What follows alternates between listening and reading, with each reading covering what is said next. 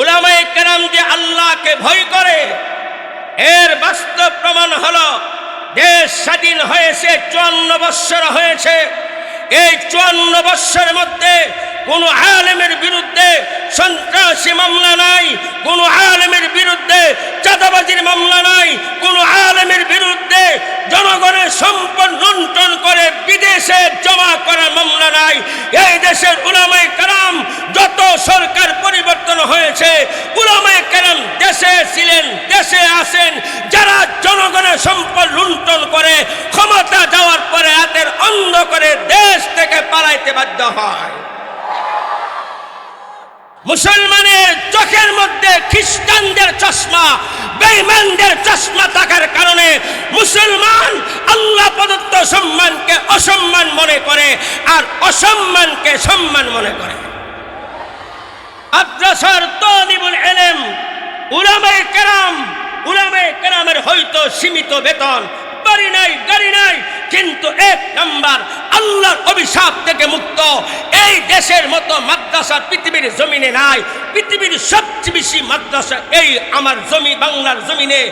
এই জমিনে এত আলেম হাফেজ মাদ্রাসা থাকার কারণে আল্লাহর অভিশাপের গজব আসমান থেকে নামে। এই দেশের আলেম উলামা মাদ্রাসার শেষ রাতে তাহাজ্জুদ আর তেলাওয়াতের কারণে আল্লাহর গজব আসমান থেকে বাংলার জমিন থেকে বিদায় হয়ে যায়, যার জ্বলন্ত প্রমাণ গত 21শে নভেম্বর ভূমিকম্প। মুসলমান ভাইয়েরা, আজকে আমরা নামে মুসলমান, জবানে আল্লাহকে স্বীকার করি, কিন্তু বাস্তব জীবনে তাকাইলে দেখা যায় মুসলমান হয়ে কেউ নেতার গোলামি করে, মুসলমান হয়ে কেউ দলের গোলামি করে, মুসলমান হয়ে কেউ ব্যবসার গোলামি করে, মুসলমান হয়ে কেউ বিবির গোলামি করে, মুসলমান হয়ে কেউ সম্পদের গোলামি করে। আল্লাহ মানুষকে বানাইছেন মানুষের গোলামি করার জন্য নয়, একমাত্র আল্লাহর গোলামি করার জন্য। এই মুসলমানদের মধ্যে আল্লাহর গোলামি, আল্লাহর ইবাদত, আল্লাহর গোলামি কারা করে, আল্লাহর ইবাদত কারা করে? যাদের অন্তরে আল্লাহর ভয় আছে। কার ভয়? আওয়াজ নাই। আমরা কি আল্লাহকে ভয় করি? আওয়াজ নাই। আমরা কি আল্লাহকে ভয় করি? আমি জিজ্ঞাসা করে লজ্জা দিব না যে মুসলমান নামাজ পড়ে না সে আল্লাহকে ভয় করে। আওয়াজ নাই, আওয়াজ নাই। যে মুসলমান ফজরে নাই সে আল্লাহকে ভয় করে। মুসলমান যদি আল্লাহকে সত্যিকার অর্থে ভয় করত, মুসলমান আজান শোনার পরে নামাজ না পড়ার সাহস পাইত না। মুসলমান যদি আল্লাহকে যথারীতি ভয় করত, মুসলমান জীবন গেল সুদ খাইত না, ঘুষ খাইত না, সন্ত্রাসী করত না, চাঁদাবাজি করত না। মুসলমান ভাইয়েরা, গোটা পৃথিবীর সমস্ত মুসলমানের মধ্যে আল্লাহকে যথারীতি কারা ভয় করে? আমি যে আয়াত তেলাওয়াত করেছি, এই আয়াতের মধ্যে আল্লাহ রাব্বুল আলামিন স্পষ্ট ঘোষণা দিয়েছেন, ইন্নামা ইয়াখশাল্লাহা মিন ইবাদিহিল উলামা। আল্লাহ বলেন, নিশ্চয় সমস্ত বান্দাদের মধ্য থেকে আমি আল্লাহকে যথারীতি ভয় করে উলামায়ে কেরাম। আওয়াজ নাই। এটা আমার কথা না আল্লাহর কথা। গোটা বিশ্বের সমস্ত মুসলমানের মাঝে একমাত্র আল্লাহকে যথারীতি ভয় করে উলামায়ে কেরাম। আপনারা ঠিক বলল ঠিক, না বলল ঠিক। আমার উস্তাদে মুকাররম আল্লামা মুফতি আমিন রহমাতুল্লাহ আলাইহি, যার কাছে আমি বুখারী পড়ছি, 30 পারা কোরআনের তাফসীর পড়ছি, আবার হুজুরের সাথে 6 মাস জেলও খাটছি, আলহামদুলিল্লাহ। তিনি 5 বছর এমপি ছিলেন। কয় বছর? 5 বছর এমপি হয়ে ঢাকা শহরে 1 তোলা জায়গা কিনতে পারে নাই। আওয়াজ নাই। সময় স্বল্প মেরে ভাই, আমি একটা হাদিস তেলাওয়াত করেছি। উলামায়ে কেরাম কত বড় নিয়ামত, এই মাদ্রাসার ছাত্র ভাইয়েরা কত বড় নিয়ামত। এখন আপনার আমার সামনে আসমানের সূর্যের মতো উজ্জ্বল হয়ে যাবে। এক হাদিসে রাসূল বলেন, আদ-দুনিয়া মালউনাতুন, গোটা দুনিয়া হলো অভিশপ্ত। ওয়া মালউনুন মা ফিহা, দুনিয়া এবং দুনিয়ার মাঝে যা কিছু আছে সব অভিশাপ, অভিশপ্ত। আমার কথা বুঝেন? দুনিয়ার মধ্যে যা কিছু আছে সব অভিশপ্ত। অভিশপ্ত মানে আল্লাহ রহমত থেকে দূরে। কিন্তু হাদিসে রাসূল 4টা জিনিসের কথা বলছেন। এই 4টি জিনিস ব্যতীত দুনিয়াতে যা আছে সব অভিশাপ। সম্মানিত মুহতামিম, উস্তাজুল উলামা হযরতুল আল্লাম মাওলানা শাহাদাত হোসেন সাহেব বারাকাল্লাহু ফি হায়াতি, আরো উপস্থিত রয়েছেন আমার অত্যন্ত শ্রদ্ধাভাজন মুরব্বী এবং শ্রদ্ধাভাজন আলেমে দ্বীন উস্তাজুল উলামা, ঐতিহ্যবাহী এখলাসপুর মাদ্রাসার সুনামধন্য ভাইস প্রিন্সিপাল হযরতুল আল্লাম মাওলানা মুস্তফা কামাল সাহেব, দিগার ওয়াজিবুল ইহতিরাম মুআজ্জাজ ও মুকাররম উলামায়ে কেরাম, সমবেত দিন দরদি ইসলাম দরদি মুসলমান ভাইয়েরা, মাইকের আওয়াজ যে পর্যন্ত পৌঁছতেছে, পর্দার অন্তরালের অবলা সরলা মা ও বোনেরা, মহান আল্লাহ জাল্লা শানুহু আম্মা নওয়ালুহু ইসলাম এবং মুসলমানদের অত্যন্ত কঠিন সময়, বিশেষ করে এই মুহূর্তে গোটা বিশ্বের পাশাপাশি আমাদের পার্শ্ববর্তী রাষ্ট্র, নাম বলতে হবে, আমাদের পার্শ্ববর্তী রাষ্ট্র, যে দেশে মসজিদ শত শত মসজিদকে ধ্বংস করা হচ্ছে, সে রাষ্ট্র এই দেশটাকে ধ্বংস করার জন্য, বিশেষ করে এই দেশের ইসলাম মুসলমান মসজিদ মাদ্রাসাকে ধ্বংস করার জন্য আদা জল খেয়ে চক্রান্তে লিপ্ত আছে। এই চক্রান্তের ফসল 24-এর আন্দোলনের অগ্রনায়ক আমাদের প্রাণের ভাই উসমান হাদিকে গুলি করে তাকে হত্যা করেছে। গত রাত সে শাহাদত বরণ করেছেন। এই কঠিন মুহূর্তে আল্লাহ আপনাকে আমাকে কোরআনের নিসবতে, মাদ্রাসার নিসবতে এখানে জমা করেছেন। খোদার কসম করে বলি, এই দেশের ওয়াজ মাহফিল আর এই মাদ্রাসা যতক্ষণ থাকবে, গোটা পৃথিবীর সমস্ত বেঈমান ঐক্যবদ্ধ হয়ে হাজার রকম চেষ্টা করলেও এই দেশের ইসলাম এবং মুসলমানদেরকে ধ্বংস করতে পারবে না। আল্লাহ এমন একটা কঠিন মুহূর্তে মাদ্রাসার নিসবতে, উলামাদের নিসবতে, কোরআনের নিসবতে আল্লাহ আপনাকে আমাকে জান্নাতের বাগানে নিয়ে আসছেন। সে মালিকের দরবারে অন্তরন্তস্থল থেকে শুকরিয়া জ্ঞাপন করি। সকলে বলি আলহামদুলিল্লাহ, আরো আওয়াজ করে বলি আলহামদুলিল্লাহ। সম্মানিত হাজিরিন, গোটা দুনিয়ার সমস্ত সৃষ্টি 2 ভাগে বিভক্ত। এক ভাগে হলো মানুষ, আরেক ভাগে হলো গোটা দুনিয়া। গোটা দুনিয়াকে আল্লাহ কেন বানাইলেন?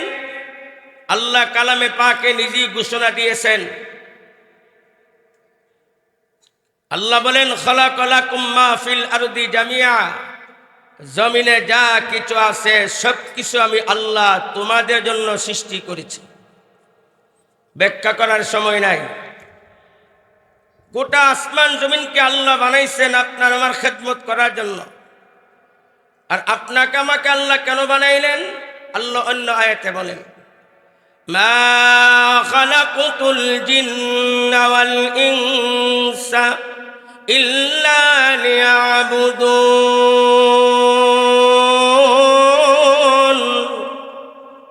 মানুষ আর জিন জাতিকে আমি আল্লাহ সৃষ্টি করেছি একমাত্র আমি আল্লাহর ইবাদত, আমি আল্লাহর গোলামি করার জন্য। মানুষের মধ্যে সঠিকভাবে গোলামি কারা করে? ইবাদত বন্দেগী মানুষ, গোটা পৃথিবীর সমস্ত মানুষ আবার দুই ভাগে বিভক্ত, একদল মুসলমান, একদল কাফের।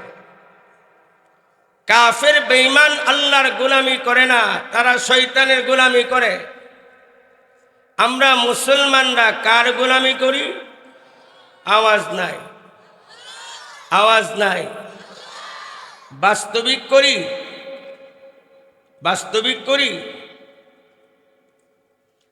মুসলমান ভাইয়েরা, আজকে আমরা নামে মুসলমান, জবানে আল্লাহকে স্বীকার করি, কিন্তু বাস্তব জীবনে তাকাইলে দেখা যায় মুসলমান হয়ে কেউ নেতার গোলামি করে, মুসলমান হয়ে কেউ দলের গোলামি করে, মুসলমান হয়ে কেউ ব্যবসার গোলামি করে, মুসলমান হয়ে কেউ বিবির গোলামি করে, মুসলমান হয়ে কেউ সম্পদের গোলামি করে।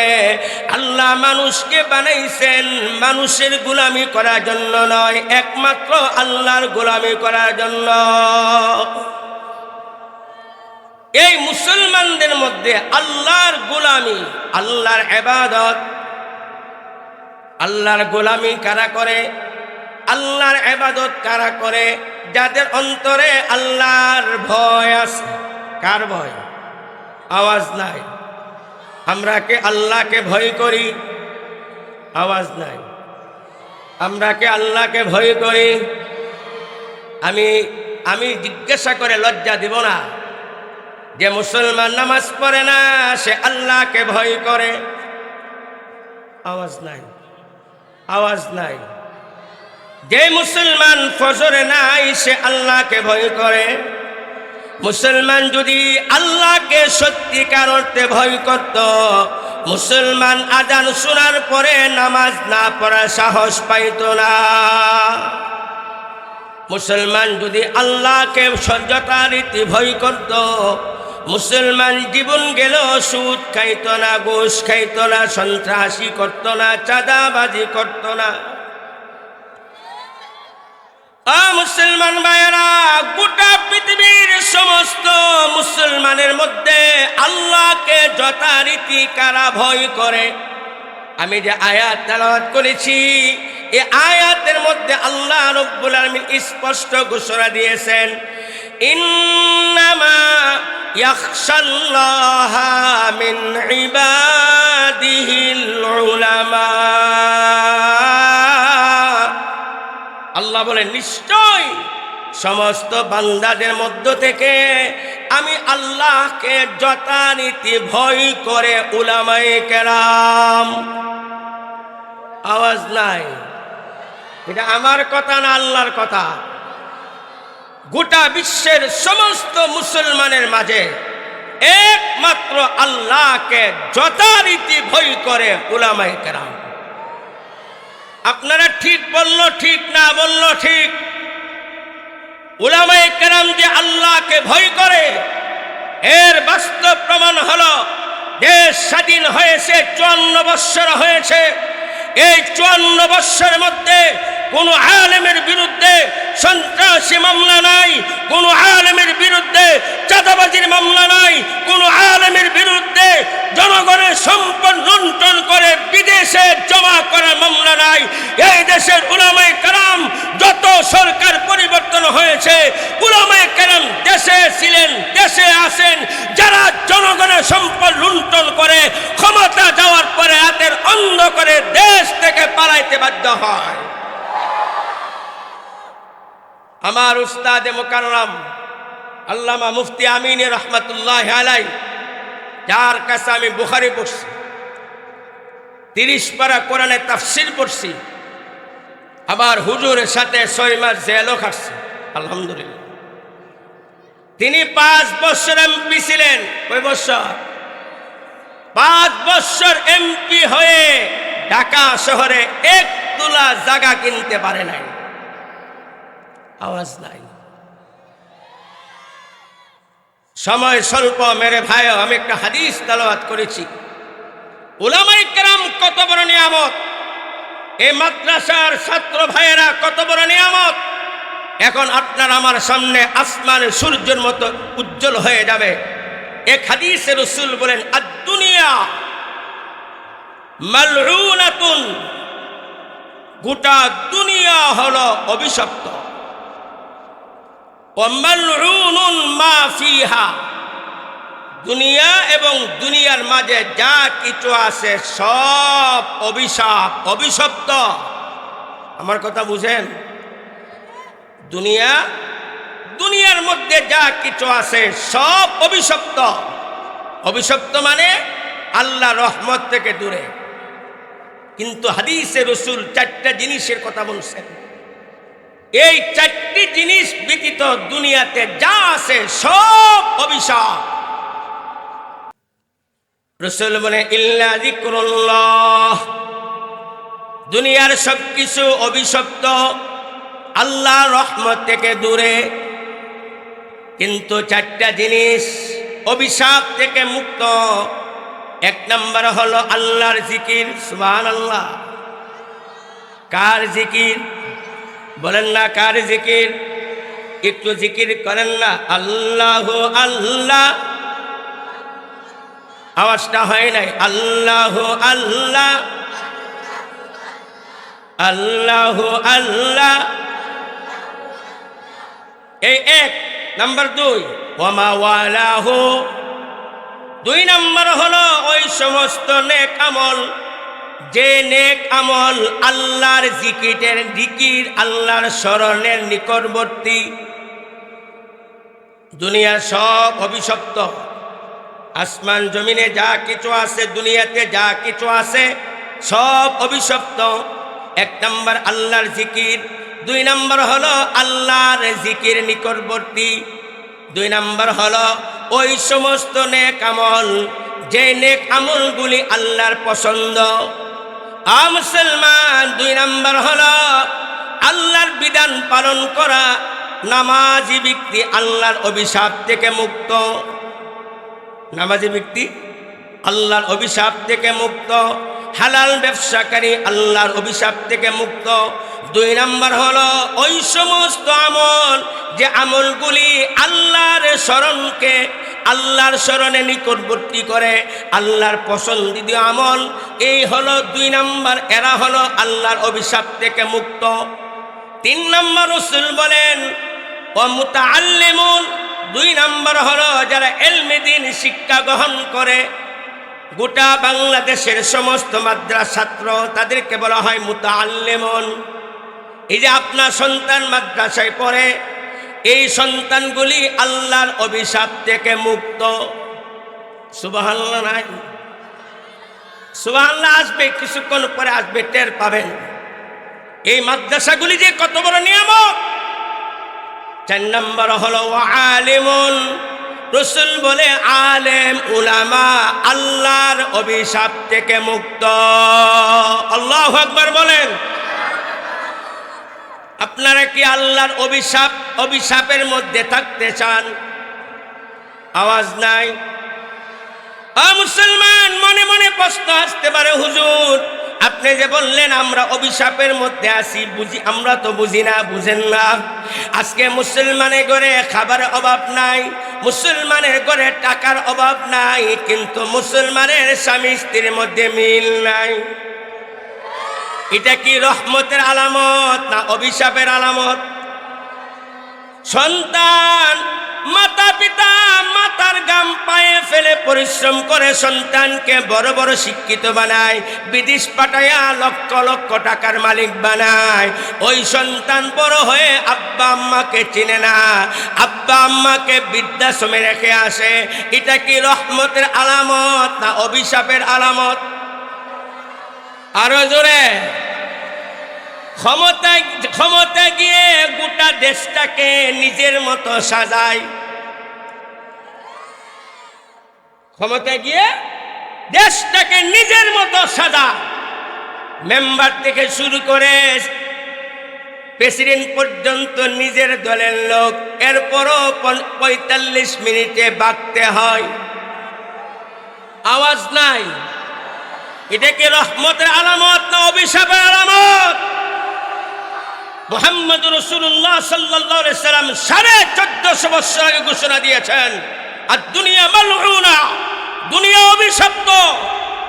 যদি আমি আপনি অভিশাপ দিয়ে বাঁচতে চাই, আপনার আমার সামনে 4টা ক্লাস।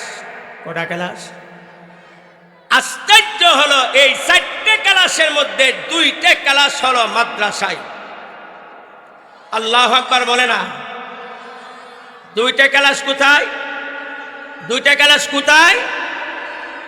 এই মাদ্রাসায় 1 নম্বর তালিবুল ইলম রয়েছেন, যাদের মর্যাদা কত বড়। ওয়া ইন্নাল মালাইকাতা লা তাদউ আদনিহাতাহা রিদান লিতালিবিল ইলম।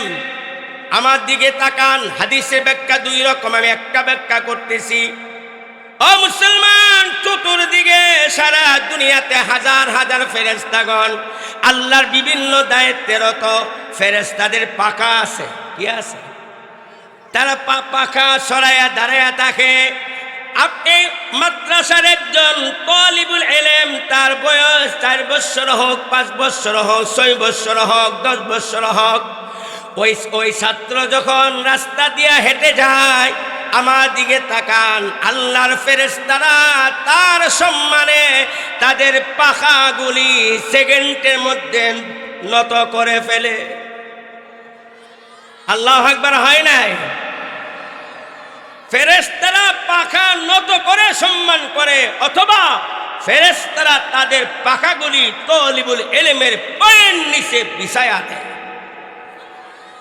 আর আমাদের সমাজে বড় বড় শিক্ষিত হইয়া ডিসি, এসপি, পুলিশ, এমপি হইলে ফেরেশতারা মাদ্রাসার তালিবুল ইলমদেরকে তাদের পাখাগুলি পায়ের নিচে বিছায়া দেয়। সম্মান না অসম্মান? আর বর্তমান সমাজের শিক্ষা, জেনারেল শিক্ষা, শিক্ষিত হওয়ার পরে তাকে পা দেখা, বুঝেন না? কি দেখা? ঠ্যাং দেখা। ঠ্যাং বুঝেন তো? পা দেখে না, পা দেখে না। এমপি আসলে, ওসি আসলে পুলিশ কি করে? আওয়াজ নাই। এটা সম্মান, এটা সম্মান। পা দিয়ে মানুষ সম্মান করে। 4 নম্বর ক্লাস হলো আলেম। 4 নম্বর কি? একজন আলেমের মর্তবা কত? আজকে মুসলমানের, বাংলাদেশের মুড়ে মুড়ে আলেম, কিন্তু দাম নাই। কথা বলে না? দাম। একজন আলেমের মর্তবা কত? আল্লাহু আকবার। হাদিসটা শুনেন, রাসূল বলেন, ওয়া ইন্নাল আলিমা লা ইস্তাগফিরু লাহু মান ফিস সামাওয়াতি ওয়া মান ফিল আরদ হাত্তাল হিতান ফি জাওফিল মা। একজন আলেম, সে আলেম আপনার সমাজের হোক, সে আলেম আপনার ঘরের হোক, সে আলেম পাশের এলাকা হোক, একজন আলেমের কত বড় মর্যাদা। এই জন্য কওমি মাদ্রাসায় পড়ে আমরা সরকারের মূল্যায়ন চাই না, মানুষের মূল্যায়ন চাই না। আল্লাহ আমাদেরকে এমন সম্মান দিয়েছেন, পৃথিবীর জমিনে এমন সম্মান দুনিয়ার কোন রাজা বাদশাহ কোনোদিন কল্পনা করতে পারবে না। রাসূল বলে, ওয়া ইন্নাল আলিমা লা ইস্তাগফিরু, লামে তাকিদ লাগাইছে। একজন হক্কানি আলেম, ভালো করে শুনেন, আলেমের সাথে দুর্ব্যবহার করতে খুব সাবধান থাকবেন। আলেমের বিরুদ্ধে যাইতে খুব সাবধান থাকবেন। আলেমের বিরুদ্ধে যাবেন, আলেম কিছু করতে হবে না। ইতিহাস সাক্ষী, বাংলার জমিনে আলেমদের সাথে যারা বেয়াদবি করেছে কেউ শান্তি পায় নাই। এমনও বেয়াদব ছিল, আল্লামা বাবুনগরী গ্রেফতার করেছে। ওই বেয়াদব পুলিশকে তার ঘরে তার আদরের লালিত পালিত কন্যা ওসি মা বাপকে নিজের হাতে জবাই করেছে। আল্লাহ আছে? আওয়াজ নাই। আল্লাহ আছে? আলেমের মর্যাদা কত? রাসূল বলে লায়াস্তাগফিরু, একজন হক্কানি আলেমের জন্য আসমানের সমস্ত বাসিন্দা, বুঝেন নাই? আসমানের সমস্ত বাসিন্দা, বুঝে নেন। ওয়াং ফিল আরদে, জমিনে যা কিছু আছে, জমিন বললে তো সমুদ্র নদী মাছ এমনি বুঝে আসে। রাসূল উম্মত যেন সন্দেহ করতে না পারে, স্পষ্ট বলছেন হাত্তাল হিতান ফি জাওফিল মা, গোটা সমুদ্রের মধ্যে নদী নালা পুকুরে যত মাছ রয়েছে, গোটা জমিনে গাছপালা তরু লতা পশু পাখি মাছি মশা পোকা মাকড় গরু ছাগল হাইওয়ান জানোয়ার যা কিছু আছে, আসমানের ফেরেশতা, আকাশের সূর্য, আকাশের চন্দ্র, কোটি কোটি নক্ষত্র, সপ্তম আকাশ সহ 24টা ঘন্টা আল্লাহর কাছে আলেমের জন্য ইস্তেগফার করে, আয় আল্লাহ আলেমকে ক্ষমা করে দেন, আলেমকে ক্ষমা করে দেন, আলেমকে ক্ষমা করে দেন। আওয়াজটা হয় নাই? আমার হাতে সময় কম, বুঝতে পারতেছি না।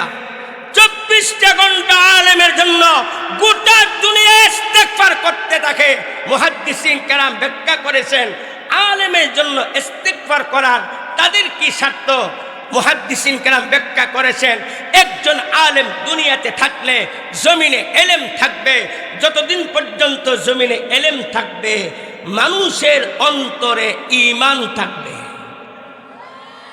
যখন আলেম থাকবে না, এলেম থাকবে না, এলেম যখন থাকবে না মানুষের অন্তরে ঈমানও থাকবে না। মুসলমান, যখন গোটা বিশ্বের একজন মানুষের অন্তরে ঈমান থাকবে না, আল্লাহ রাব্বুল আলামিন মুহূর্তের মধ্যে গোটা দুনিয়াকে ধ্বংস করে দিবেন। এই জন্য সারা দুনিয়াওয়ালারা আলেমের জন্য আল্লাহর কাছে দোয়া করে, কারণ আলেম থাকলে এলেম থাকবে, এলেম থাকলে ইমানদার থাকবে, ইমানদার থাকলে আসমানের বাসিন্দারা নিরাপদ থাকবে, জমিনের বাসিন্দারা নিরাপদ থাকবে, সমুদ্রের মাছ নিরাপদ থাকবে, জঙ্গলের হাইওয়ান জানোয়ার নিরাপদ থাকবে। তাদের অস্তিত্ব রক্ষা করার জন্য 24টা ঘন্টা একজন আলেমের জন্য তারা দোয়া করতে থাকে। আল্লাহু আকবার বলেন। 2 নম্বর কথা হলো, গোটা দুনিয়া যে অভিশাপের মধ্যে আমরা আছি, আমি কয়টা বলবো? আমি ঢাকা শহরে থাকি 1998 সন থেকে।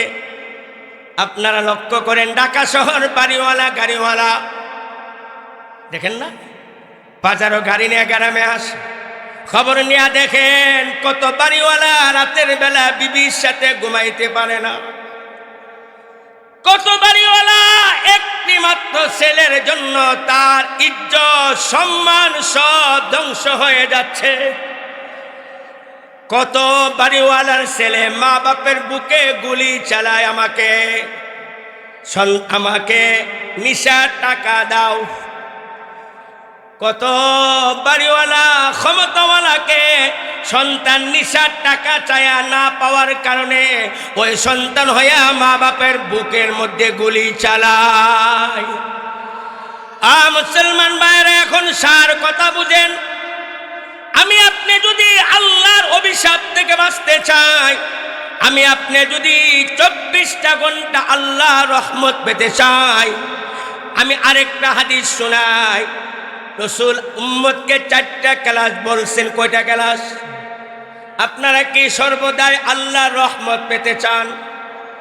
কারা কারা চান? আল্লাহু আকবার বলে হাত উঁচু করুন। হাত নামাবেন না। রহমত দেওয়ার মালিক, আওয়াজ নাই, সাহায্য করার মালিক। বাংলাদেশে সূর্য উঠে কার হুকুমে? চন্দ্র উঠে কার হুকুমে?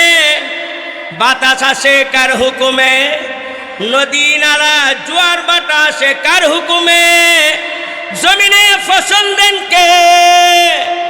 ক্ষমতা দেওয়ার মালিক ক্ষমতা নেওয়ার মালিক।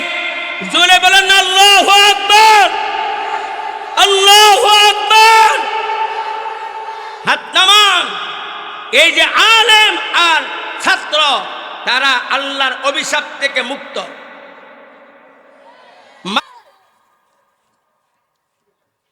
আপনারা তো টের পান না, আমরা ঢাকা টের পাইছি। আমার ব্রেনে এখনো কাজ করে না।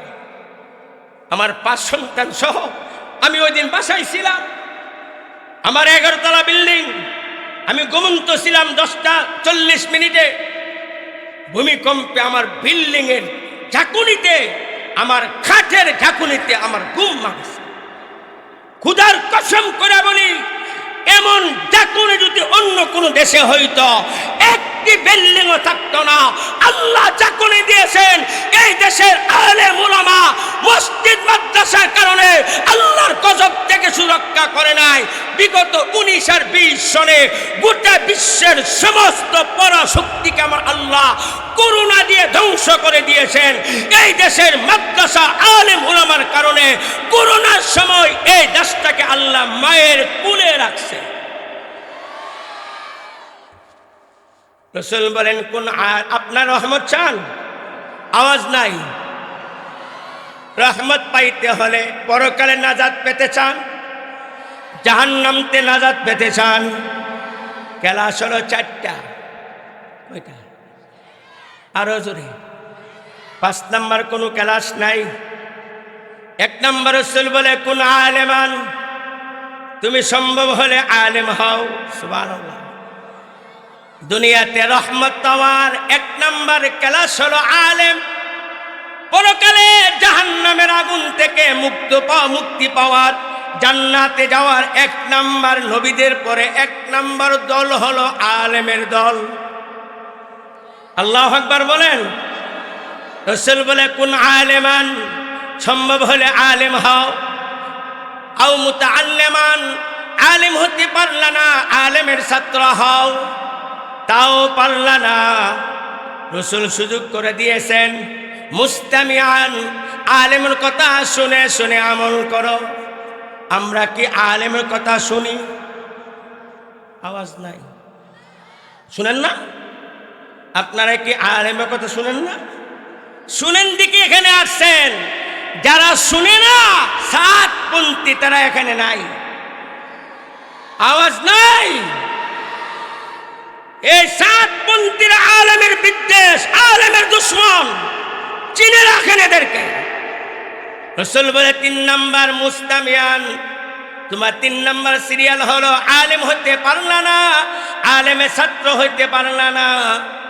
মাওলানা শাহাদাত সাহেব আছেন, মাওলানা মুস্তফা কামাল সাহেব আছেন, আর অনেক উলামায়ে কেরাম আছেন। আলেমের কথা শুনে শুনে তোমার জীবনটা আমল করো। রাসূল উম্মতে কত বড় দরদি। 4 নাম্বার আরেকটা ক্লাস রাখছেন, আলেম হইতে পারো না, আলেমের ছাত্র হইতে পারো না, আলেমের কথা শোনারও সুযোগ নাই, ব্যস্ত। কিন্তু তুমি যেখানে থাকো মনে মনে আলেমকে মহাব্বত করো। রাসূল বলে, ওয়ালা তাকুনুল খামিসা, তোমার সিরিয়াল যেন 5 নম্বরে না হয়। কয় নম্বর? কয় নম্বর? 5 নম্বর কি? রাসূল বলে, আনতুক বিজাল ইলমা ওয়া আহলাহু, আলেম হতে পারে নাই, আলেমের ছাত্র হতে পারে নাই, আলেমের কথা শুনেও না, আলেমকে মহব্বত করে না। তাহলে 5 নম্বর কারা? যারা আলেমের প্রতি বিদ্বেষ রাখে। মুহাম্মদ রাসূলুল্লাহর হাদিসের দৃষ্টিকোণ থেকে বর্তমান বাংলাদেশের সাতপন্থীরা হলো 5 নম্বর দল। রাসূল বলে, ফাতাহলিকা, যারা 5 নম্বর দলে অন্তর্ভুক্ত হইবা, তোমরা ধ্বংস হইয়া যাইবা। আপনারা কি 4 দলে থাকবেন না 5 নম্বর দলে?